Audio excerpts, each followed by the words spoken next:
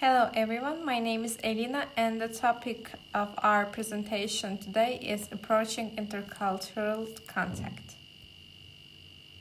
We will start with my presentation outline. In this presentation, we will talk about intercultural contact, a historical perspective, early approach to understanding culture, globalization and cultural complexity, acculturation models, spiral models of cross-cultural adaptation, intercultural competence, the key is a framework, knowledge, awareness, skills, attitude, and critical incidents and reach points. And the last one is framework for analyzing critical incidents. And we will start with intercultural contact, a historical perspective. Throughout history, humans have interacted across cultural boundaries. Trade networks, migration, and political expansion created continuous cultural exchange. Today, globalization has made these interactions even more complex and dynamic. To understand how our interpretation of culture have changed, let's look to how earlier approaches often oversimplified entire societies. Historical documents sometimes portrayed entire nations as having fixed traits and predictable behaviors. This simplified depictions illustrate how earlier understanding of culture lacked nuance. Modern perspective, however, recognize diversity and variation within any society. This growing awareness of complexity becomes even more significant when we consider the profound impact of globalization on cultural interaction. Globalization transforms how we experience culture, identity, and place. People, ideas, and practices move rapidly across borders, creating more fluid cultural environments for us. This complexity requires more refined ways of understanding intercultural contact. One area where this complexity is especially visible is in the process of adapting to new cultural environments, which leads us to acculturation models. U and V curve models describe emotional stages during cultural adjustment, how it's said here. The U-curve model outlines common emotional stages such as initial excitement, difficulty or disorientation, gradual adjustment, and eventual stability. The W-V curve adds challenges associated with returning home.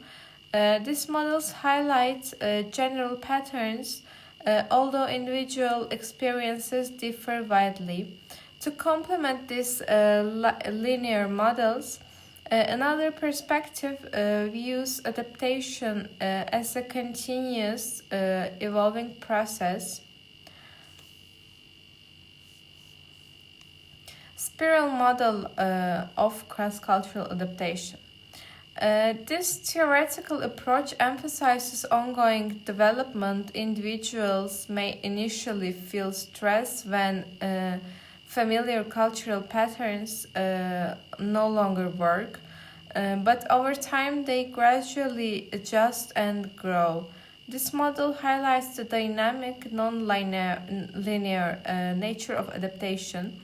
Understanding these adaptation processes helps us recognize the broader competencies needed for successful intercultural interaction, which brings us to the KASA framework.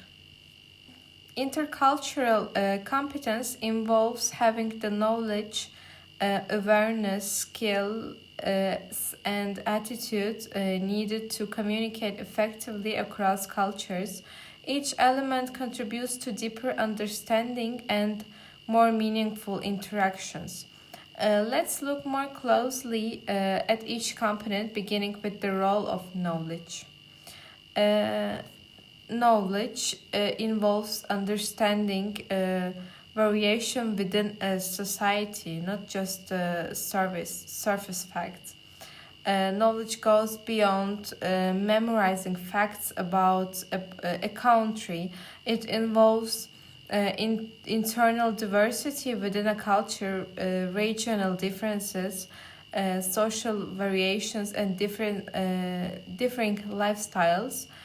This deeper insight prevents oversimplification. Beyond knowledge, effective intercultural communication also requires an awareness of how our own behaviors fit into the new cultural context. Awareness means paying attention to social expectations and recognizing moments when our usual behaviors may not align with the norms of a different cultural setting. Adjusting appropriately demonstrates sensitivity and respect. However, awareness alone is not enough. Individuals also need specific skills to interpret unfamiliar situations. Skills include interpreting events from another culture, comparing them with familiar experiences, managing misunderstandings, and navigating different assumptions. These abilities help bridge cultural gaps during interactions. Of course, knowledge, awareness, and skills work best when supported by the right attitude toward cultural difference. A constructive attitude is central to intercultural competence. It involves curiosity, openness, and willingness to resist stereotypes. This mindset space for meaningful and respectful engagement across cultures. Even with strong competence, misunderstandings can still occur. These moments are known as critical incidents. Critical incidents occur when communication breaks down due to different expectations or assumptions. While these moments may feel uncomfortable, they highlight important gaps in understanding and offer valuable learning opportunities. To make sense of such incidents, we can use a structured framework for analysis. This framework begins with describing the event clearly, followed by examining one's reaction. Next comes a critical analysis, considering multiple perspectives and possible explanations. Finally, reflections helps identify insights and guide future behavior. By bringing these ideas together, we can reflect on the key themes discussed so far.